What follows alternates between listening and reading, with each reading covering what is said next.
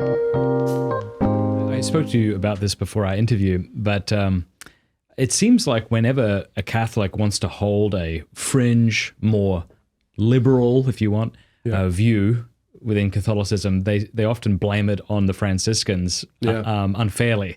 Yeah. So we were at a debate recently on the morality or the immorality of lying, and somebody got up and tried to justify why it was okay to lie sometimes because they grew up in more of a Franciscan environment. Right.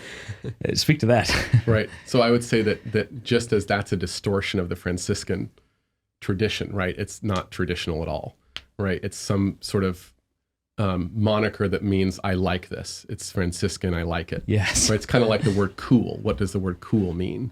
Right? It means I like it, basically. Yeah. So if it's Franciscan, it means I like it. If it's cool, I means I like it. Well, I think Thomists do this too. Yeah. Right? Is they often say, well, oh, that's Thomistic.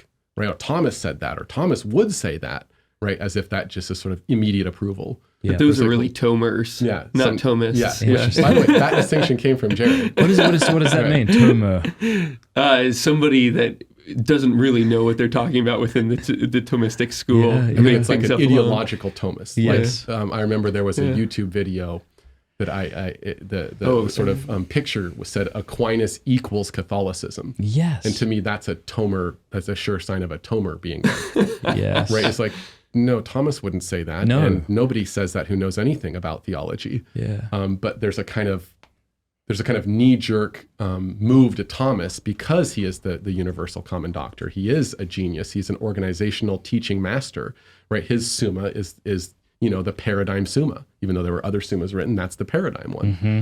right? So he deserves, respect and that position he has, like in Fides et Ratio, and other places. But he certainly would never say, right? He would never say, you're right that my Summa was next to the Bible on the altar, the high altar at the Council of Trent. Right? Is that apocryphal? Yeah, that's apocryphal as far as I know. Yeah. Yeah, and that you hear that kind of story sometimes. Like, well, no, that wasn't the case.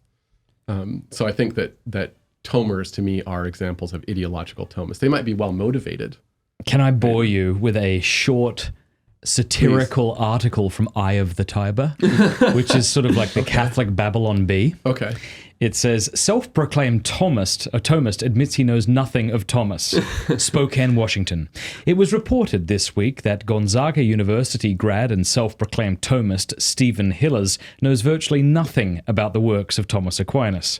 Hillers, well known for beginning his sentences with the words, "Well, according to Thomas," came clean to friends late Tuesday night when he revealed that he did in fact know nothing about the Summa Theologiae and that he had never even heard of the Summa Contra Gentiles until that very night.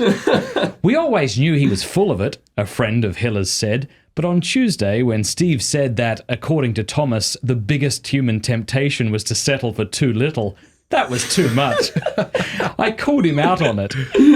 Hillers has since apologized to his friends, saying that he never meant to mislead anyone. "Really, I didn't. I never meant Thomas Aquinas. I meant Thomist as in a student of Thomas Merton. Ever heard of him?" Hillers said. Hillers says he intends to begin reading Seven Story Mountain this fall. So shout out to the guys at eyeofthetiber.com. That's great. That's great. Of course, that would come out of Spokane. Absolutely. Yeah. So I think the same thing happens in a different way with the Franciscans. Yeah.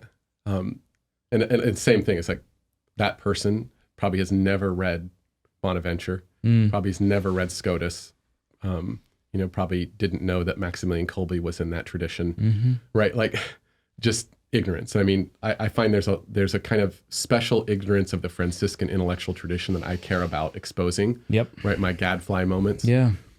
Because it's such a beautiful, glorious, wonderful tradition, and it has been lost in such a way. It has been in many ways lost. People think Dominican, they think university professor. People think Franciscan, they think hippie. Yes. Talk to us about that Franciscan intellectual. Or something. Yeah, no, I think the intellectual tradition being rooted in Bonaventure and Scotus, right? So I think Bonaventure, Aquinas, and Scotus, those are the greatest medieval scholastic thinkers in my book. And so Scotus is my example. Is a lot of people will take Blessed Scotus and say, well, he's the kind of cause of all these problems we have, right? And they'll tell some story, some narrative about Scotus. In the beginning of nominalism, and from nominalism we get all the way to the So Luther and the ideologies, Reformation, yeah. and then the relativism of below us. So it's all like Scotus's fault somehow. Well, usually it's Occam. Yeah, but then they say he got that from Scotus. Gotcha. See, and that's the move back to Scotus. And you're like, well, wait a minute. If you know anything about this debate, Scotus is radically not a nominalist, right? He's an ultra realist. If you want to take who's closer to nominalism, Aquinas or Scotus, right? It's Aquinas. Of course, he's not a nominalist in Occam's sense, right? Even if some scholars call him a nominalist, right? He's a moderate kind, right? He's not a bad kind. And so they're radically opposite on that point of view. Or the people mix up nominalism in this story with voluntarism.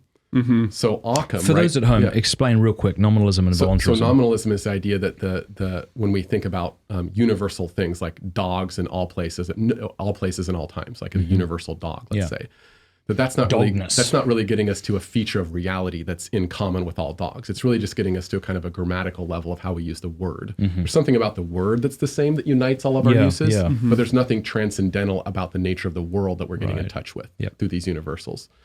And so voluntarism is the idea that that God's commands make things right. Yes, you often hear that about Occam. Yeah. And there is a sense of truth about some commands God says makes them right, but an extreme voluntarist says everything that's right is right because God commanded it to be right. Is that more of the Islamic view, given that you used to be a Muslim? Yeah, that is the Islamic view. And actually, I've kind of looked at this a little bit.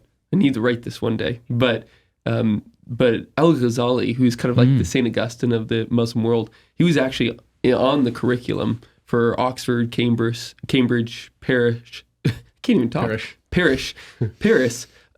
the time of Occam. And I think I've been able to track a fair bit of his reference, actually not from the Christian tradition, but instead from the Islamic one.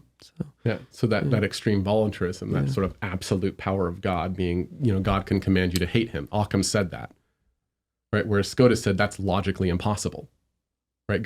It's impossible logically for God to say, hate me. Whereas Occam said, it's possible. God could say that. Right, so now you have all the 10 Commandments being things that God could have said the opposite of if he wanted to. Right, and so that extreme voluntarism obviously is a major problem ethically. So you do find that in Scotus, but not in Occam. Exactly. You find in Occam extreme nominalism, extreme voluntarism, not in Scotus. And that's really the problem with, to me, Occam is that idea more than the nominalism. To me, nominalism is kind of this bugaboo that's this like demon that in like these Catholic narratives of causes of the Reformation and everything. I'm like, well, I'm not really sure that's the big problem. Like the big problem is extreme voluntarism. Yeah. So look at that in Luther, right?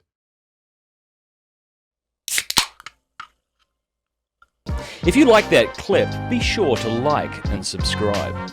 Cheers.